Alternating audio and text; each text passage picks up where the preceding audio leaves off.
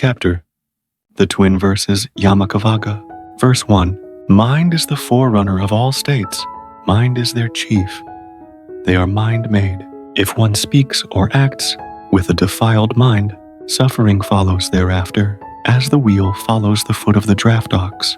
Where did the Blessed One teach this verse of the Dhammapada? At Savatha. To whom was it taught? To the Elder Cakkhupāla. Thus have I heard, at Savatham there lived a householder named Mahasuvana, great wealth. He was exceedingly rich, possessing abundant wealth and many forms of enjoyment and pleasure, yet he had no children.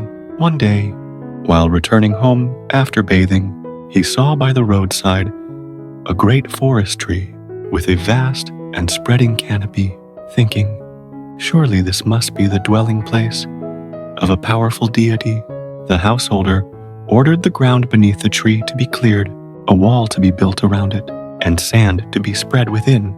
He then had it adorned with various kinds of banners, and made this vow, if I am granted a child, I shall render fitting gratitude to the deity. Before long, his wife conceived. She immediately informed her husband.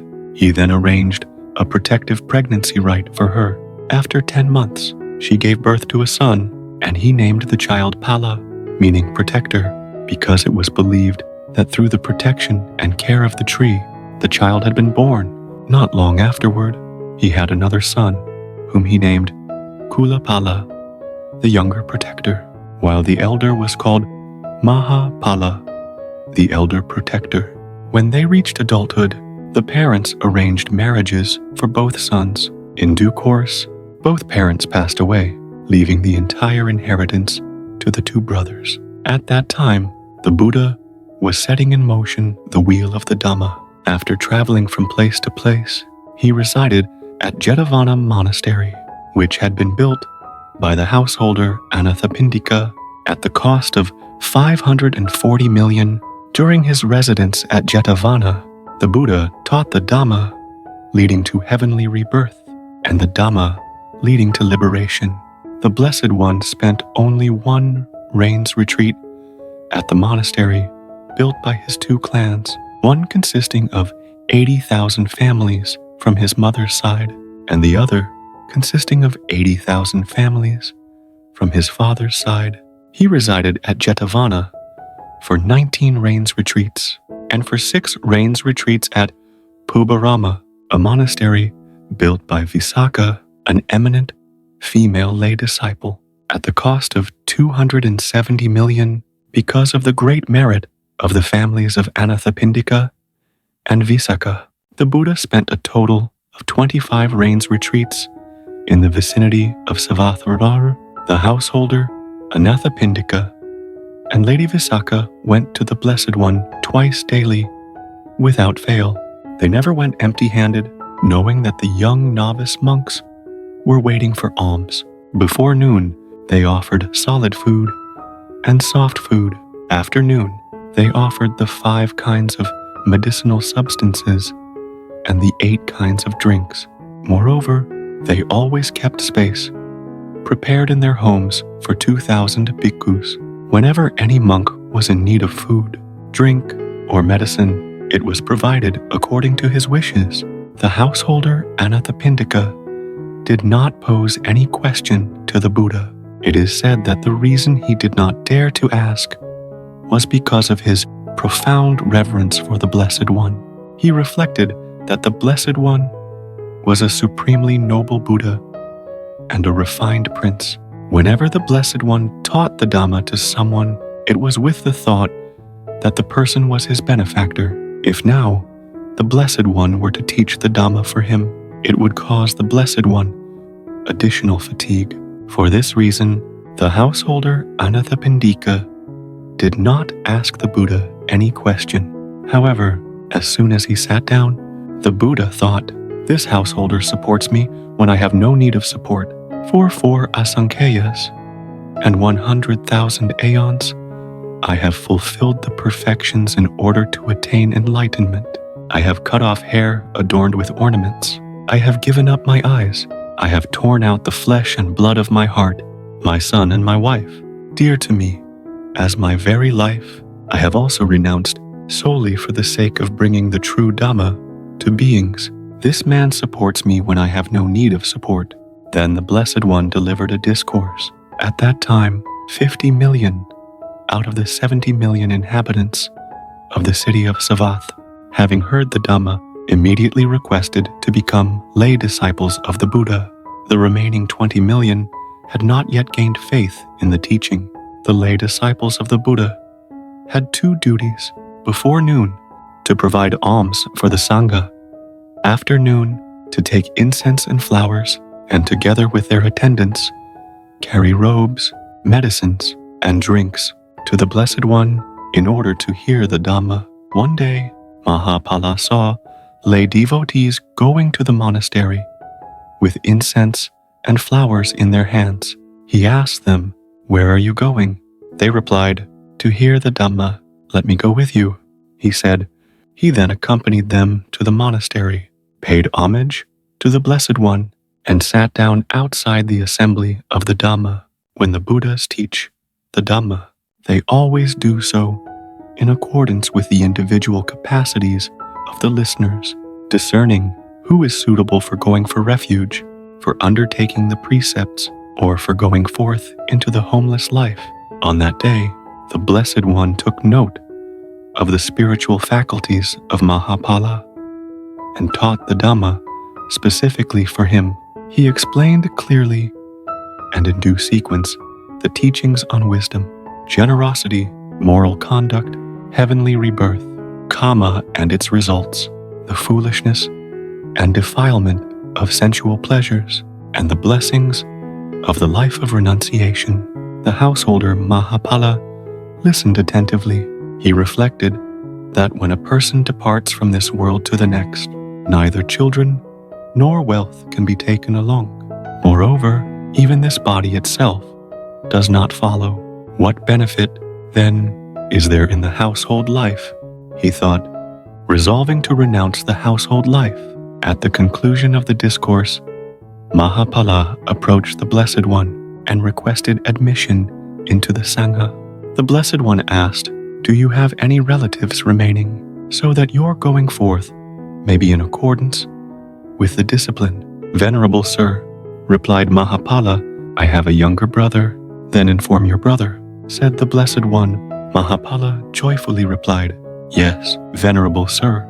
He then paid homage to the Buddha, returned home, summoned his younger brother, and said to him, "Dear brother, all the property in this household, both movable and immovable, I entrust entirely to you. Take care of it." The younger brother, astonished, asked, "And what about you?" "I shall follow the Buddha and enter the Sangha."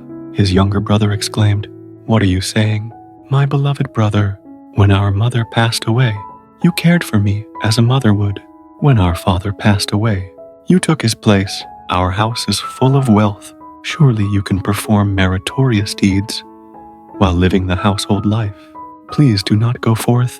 "Dear brother, after hearing the Buddha teach the Dhamma, I no longer wish to live the household life." The Blessed One taught beautifully in the beginning, in the middle, and in the end. He expounded clearly and correctly the three characteristics of all phenomena: impermanence, suffering, and non-self. I cannot fully practice the teaching while still entangled in household affairs. I must go forth. "My brother, but brother, you are still young. Wait until you are old, then you may become a monk. Wait until old age, only to become a feeble elder, with trembling hands and unsteady legs, unable to act as one wishes, and burdened further by children and grandchildren. No, I cannot follow your advice. I shall fulfill the duties of a bhikkhu. When old age comes, hands grow weak, legs unsteady.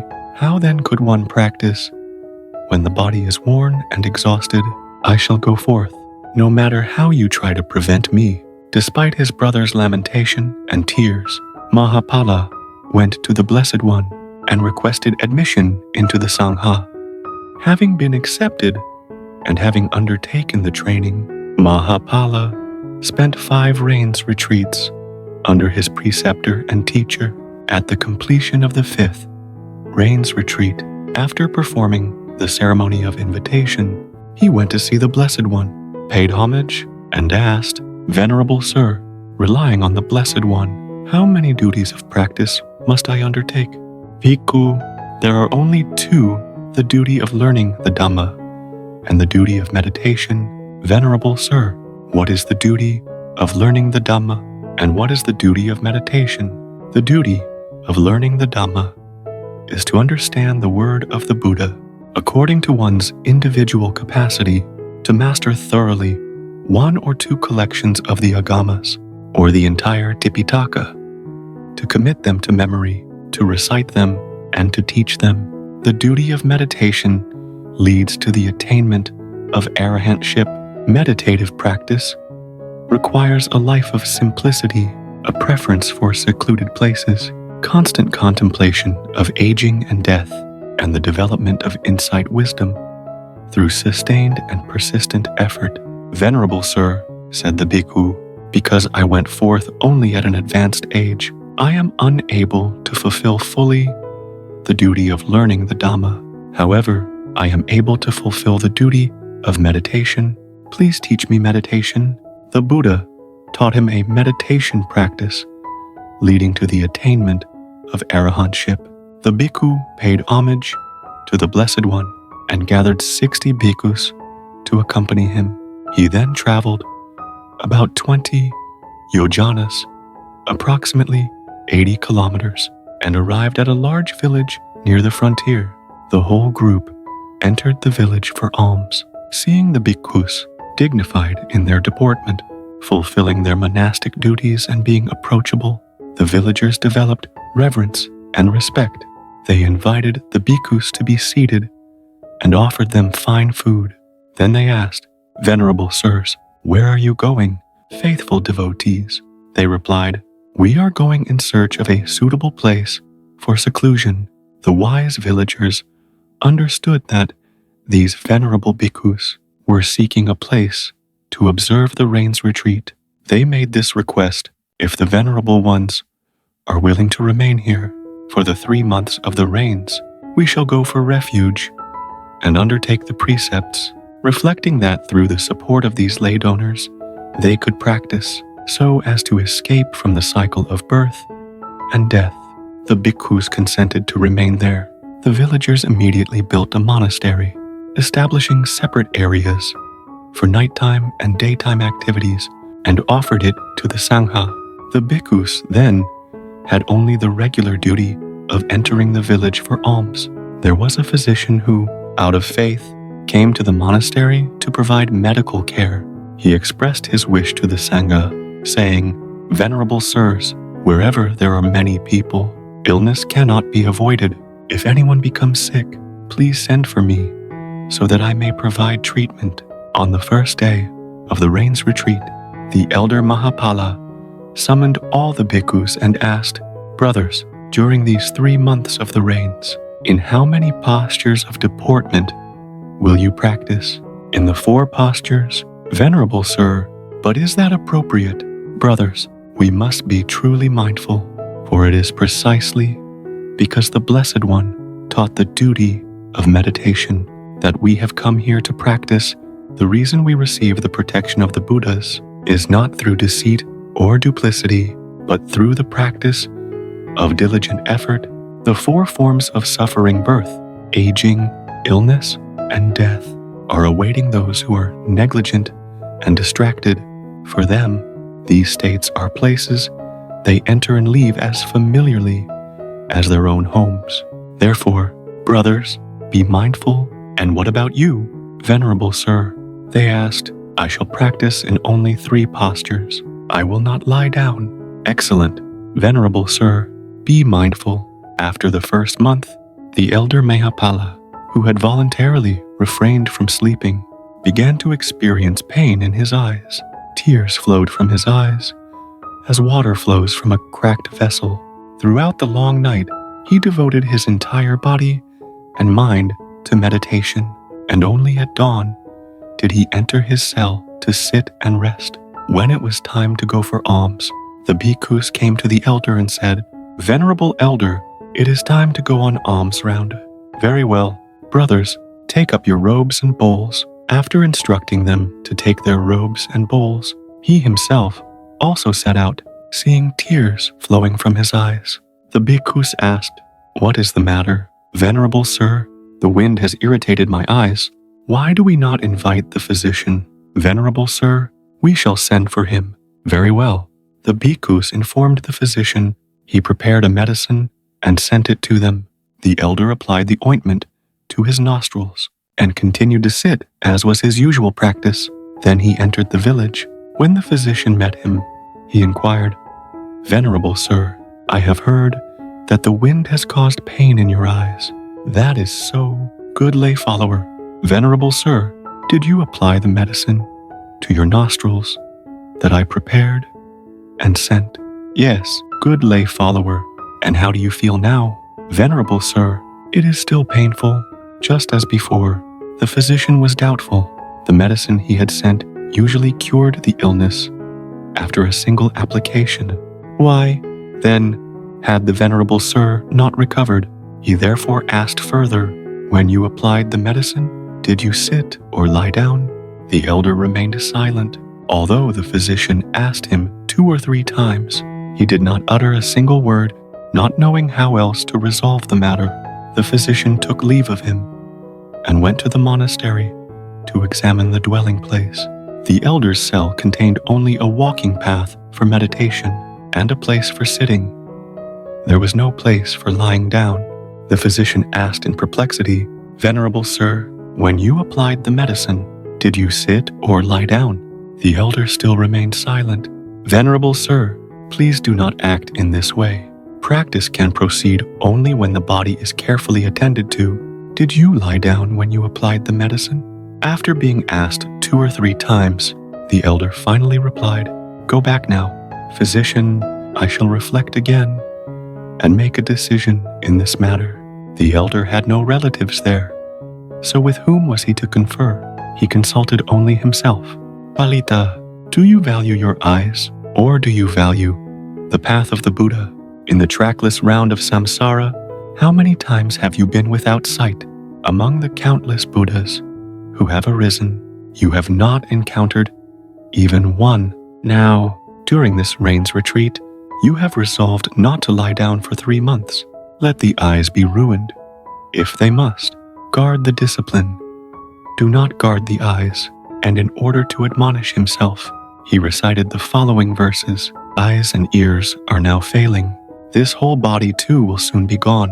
Such is the wearing away of the body. Palita, why are you still distracted? Eyes and ears have no hope left. This whole body too cannot last long. Such is the breaking up of the body. Palita, why are you still distracted? Eyes and ears are now destroyed. This whole body too lies in ruin. Such is the wasting away of the body. Palita, why are you still distracted?" Having admonished himself with these 3 verses, the elder applied the medicine to his nostrils, continued to sit as before, and then entered the village on alms round. Seeing him, the physician asked, "Venerable sir, did you apply the medicine to your nostrils?" "Yes." "And how do you feel now?" "It is still painful, just as before." "Venerable sir, when you applied the medicine, did you sit or lie down?" The elder remained silent. Though the physician questioned him several times, the elder did not utter a single word. The physician said, "You are unwilling to do what must be done in order to recover from the illness. Therefore, you should not ask for medicine, and I also will not prepare medicine for you. There is nothing more I can do."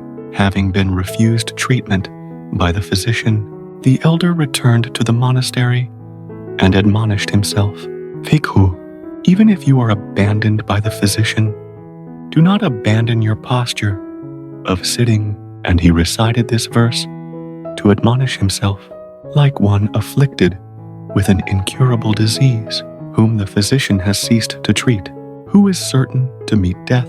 Palita, why are you still distracted? Having admonished himself with this verse, the elder continued his meditation practice. At the end of the night, His eyes became completely blind, and at that very moment, all the taints were utterly destroyed. He attained arahantship and abided in the bliss of insight wisdom. Then he entered his cell and sat in rest. When it was time for alms round, the bhikkhus came to the elder and said, "Venerable sir, it is time for us to go on alms round. Is it already time?" "Friends." "Yes, venerable sir." "Then go." "Monks." "And you?" "Venerable sir, my eyes are blind." They looked into his eyes, and their own eyes filled with tears. "Do not be anxious, venerable sir. We shall take care of you." They comforted the elder, and after completing their meditation duties, they entered the village for alms. Seeing that the elder was not with them, the villagers asked, "Venerable sirs, where is our elder?" When they learned what had happened, they sent rice gruel as an offering to him. Thereafter, one by one, they brought food, approached the elder, paid homage, rolled themselves at his feet, and wept without ceasing. Then they comforted him, saying, "Venerable sir, please do not worry. We shall take care of you." From that time onward, the villagers regularly sent rice gruel to the monastery. The elder often admonished the 60 bhikkhus, and the bhikkhus followed his instructions so scrupulously that on the day of the invitation ceremony, all of them attained arahantship and acquired supernormal powers. At the end of the rain's retreat, wishing to see the Buddha, the bhikkhus requested permission from the elder to depart. The elder could not help but reflect, "I am now weak. On the way back, we must pass through a forest inhabited by many spirits. If I go with them, the monks will be burdened and unable to go on alms round. I shall let them go ahead." And he said, "You monks should go ahead." The bhikkhus objected, "But what about you, venerable sir? I am infirm, and the path passes through a forest with many spirits. If I go with you, you will be burdened. You should go ahead." "That cannot be. Venerable sir, we shall go only together with you. Please do not do this. It does not please me. If my younger brother meets you and asks about me, tell him that I have gone blind. He will send someone to escort me home on my behalf. Convey greetings to the one possessed of the 10 powers, and to the 80 great elders." Having spoken thus, the Venerable One instructed them to depart. Compelled to set out, the bhikkhus asked permission from the elder to enter the village for alms, and then continued on their journey. The villagers invited them to sit, offered them food, and pleaded with them to remain. But knowing that the bhikkhus had to return to see the Buddha, they could only weep as they took leave of them. After traveling for some time, the bhikkhus arrived at Jetavana and, in the name of the elder, conveyed greetings to the teacher and to the 80 great elders. Afterwards, they went on alms round and passed by the house of the elder's younger brother. The householder recognized the bhikkhus at once, welcomed them warmly, invited them to sit, and inquired about the elder. The bhikkhus related all that had occurred. Hearing this, the younger brother threw himself upon the ground, lamenting and weeping. Not knowing what to do, the bhikkhus consoled him, saying, "The elder wishes that someone be sent to escort him back." "Venerable sirs," he replied, "this is Palita, the son of my elder sister. I shall send him." "That would not be appropriate," said the bhikkhus, "for the road is fraught with dangers. If he were to go forth as a monk, it would be safer." The younger brother consented. Thus the bhikkhus performed the going forth ceremony for the young man and taught him the proper way of wearing the robes and other duties. After 2 weeks, they showed him the way and sent him on his journey. Passing through many villages, one day, the young novice met an old man at the gate of a village and asked, "Greetings, venerable sir. Do you know of any secluded monastery nearby?" "Yes." "Venerable sir, I do. Who lives there?" "There is an elder named Palita. Please show me the way to that place." "Who are you?" "Venerable sir, I am the son of his sister." The old man then led the novice to the place of seclusion. The novice approached, paid homage to the elder, and for 2 weeks fulfilled all his duties toward him, from major tasks to minor ones, caring for the elder with great devotion. Then he said to the elder, "Venerable sir, my uncle wishes to see you. Let us return." "Very well, take hold of my staff."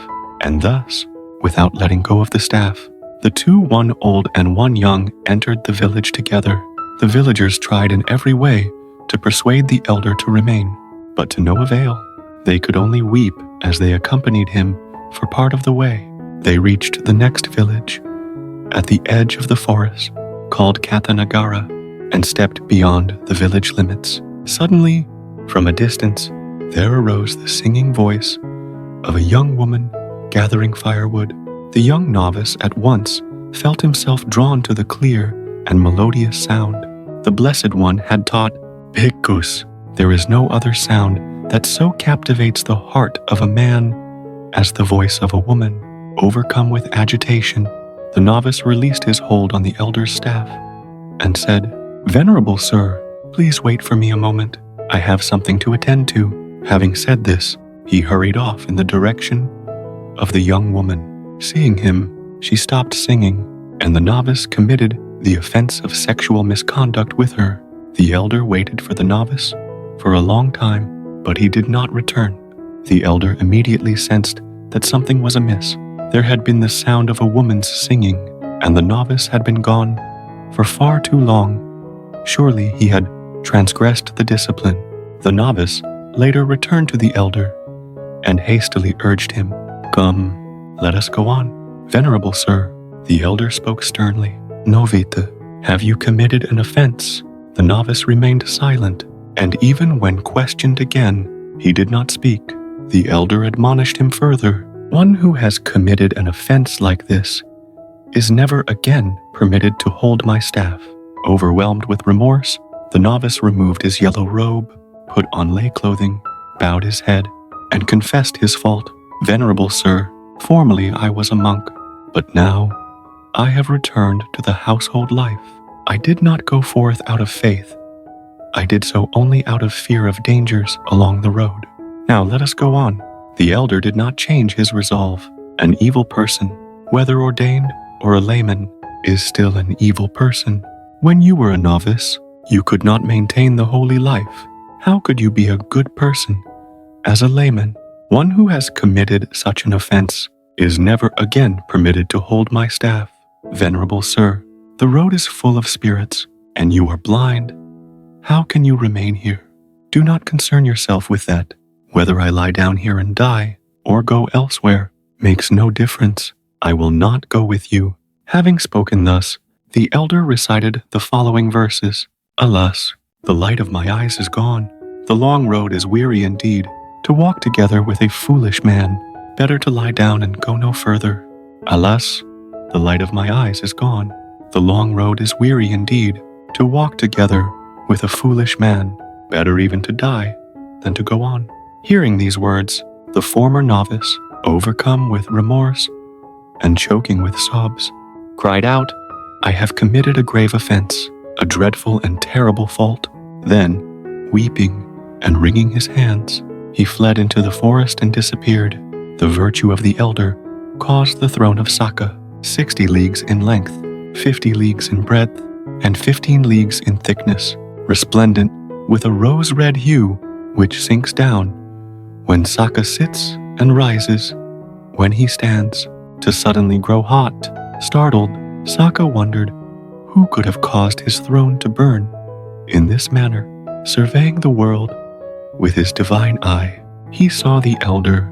The ancients relate that Sakka, the thousand-eyed one, purifies the divine eye. Pala, abhorring wrongdoing, purifies mind and body. Sakka, the thousand-eyed one, purifies the divine eye. Bala, devoted to the discipline, abides in peace within the path. Sakka reflected, "If I do not go to assist an elder who loathes wrongdoing and reveres the discipline in this way, my head will split into 7 pieces. I must go and help him." Thus, Sakka, the thousand-eyed one, Lord of all the Devas, in but a single instant, came to Cakkhupāla, and Saka approached the elder. As he drew near, he dragged his feet. The elder asked, "Who is that?" "It is I, a traveler." "Good layman, where are you going?" "To Savatthi, Venerable Sir." "Then continue on your way." "But, Venerable Sir, where are you going?" "I am going there as well." "That is excellent. Then let us go together." "Friend, I am weak and infirm. If you go with me, you will be delayed. I have no urgent business. Moreover, if I travel with you, I shall gain merit by fulfilling one of the 10 wholesome deeds. Let us go together." "Venerable Sir," thinking him to be a devout man, the elder consented.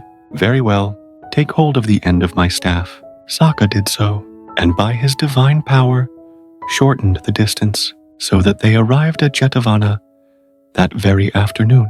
Then the sound of conches, drums, and other musical instruments arose. The elder, astonished, asked, "From where does that sound come?" "From Savatthi." "Good layman, previously I took a very long time to arrive. Why is it so swift this time?" "Venerable Sir, I know a shortcut." The elder then understood that this was no ordinary man, but a deva, the thousand-eyed Brahma, lord of all the devas, shortened the distance and swiftly reached Savatthi. Then Saka led the elder to a small hut made of leaves and grass, which the elder's younger brother had built as a temporary dwelling for him. He seated the elder upon the bed, then transformed himself into a friend and went to visit the younger brother. Arriving at the house, the friend called out, "Friend Pala." Pala replied, "What is it, friend? Do you know that the elder has returned?" "Not yet." "Has he truly returned?" "Indeed, I have just come back from the place of seclusion and saw the elder seated in the hut at your place." Having spoken thus, the friend departed. The householder then went to the grass hut. As soon as he saw the elder, he threw himself at the elder's feet, rolled on the ground, and wept bitterly. "I knew it. Venerable elder, that is why I did not wish for you to go forth." After exchanging words of greeting and inquiry, the householder released 2 slaves from bondage and allowed them to go forth as disciples under the elder so that they might attend upon him. He instructed them, "Remember to go to the village to obtain rice, gruel, and food, and take diligent care of the elder." The 2 newly ordained novices attended to the elder with the utmost devotion, performing all duties, great and small. One day, a group of bhikkhus from another region came to pay their respects to the Buddha. After paying homage to the Blessed One and visiting the 80 great elders, they went about the monastery. When they came to the dwelling of the Elder Cakkhupāla, they agreed among themselves to go and inquire after his well-being. They intended to visit him that evening, but a violent storm arose, and they were forced to return, arranging instead to come back the following morning. The heavy rain continued throughout the first watch of the night and ceased during the second watch. The elder, a man of great energy and long accustomed to walking meditation, made his way down to the veranda during the last watch of the night. Unwittingly, he trod upon and killed many insects that were crawling about on the damp ground. The resident bhikkhus did not sweep the area early. Thus, when the visiting bhikkhus arrived to see the elder, they saw various kinds of insects lying dead and scattered along the veranda. They exclaimed in astonishment, "Who walked along this path?" And they were told, "Venerable Sirs, our teacher." Annoyed, they said, "Look at this bhikkhu. When he had sight, he lay down and slept, and committed no offense. Now that he is blind, he thinks, 'I shall practice walking meditation,' and he has killed so many insects. He imagines that he is acting rightly, but in truth, he is not acting rightly at all."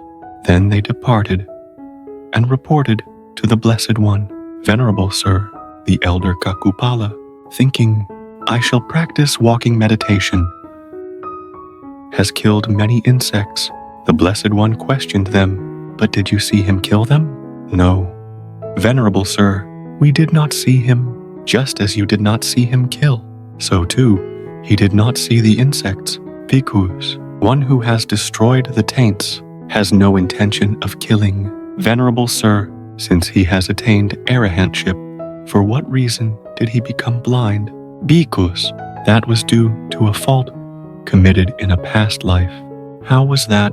Venerable Sir, what did he do? Listen, Bhikkhus, long ago, when the king of Kasi ascended the throne in Varanasi, there was a physician who went about the towns and villages treating illnesses. He encountered a woman suffering from an eye disease and asked, "What is wrong with you? I cannot see clearly. I will cure you. Please, sir, do cure me. How will you compensate me if you can restore my eyes so that they are clear and healthy as before? I, and even my sons and daughters, will serve you." Very well. He then prescribed medicine. After a single application of the medicine, the woman's eyes were restored to sight. Joy had just arisen, but it was soon accompanied by lingering anxiety in her mind. I promised to become the physician's servant, and my children too would have to serve him. But this man does not seem trustworthy. What should I do now? I must find a way to deceive him. When the physician returned to inquire about her condition, she put on an appearance of distress and suffering. Formerly my eyes ached only slightly. Now they hurt far more severely than ever before. The physician immediately realized that she was attempting to deceive him. In order to avoid paying the fee for the treatment, angered, he muttered to himself, "Very well, I have no need of her payment. I shall make her blind for good." Without uttering a single word, he departed at once, leaving the woman who had broken her promise standing there in bewilderment.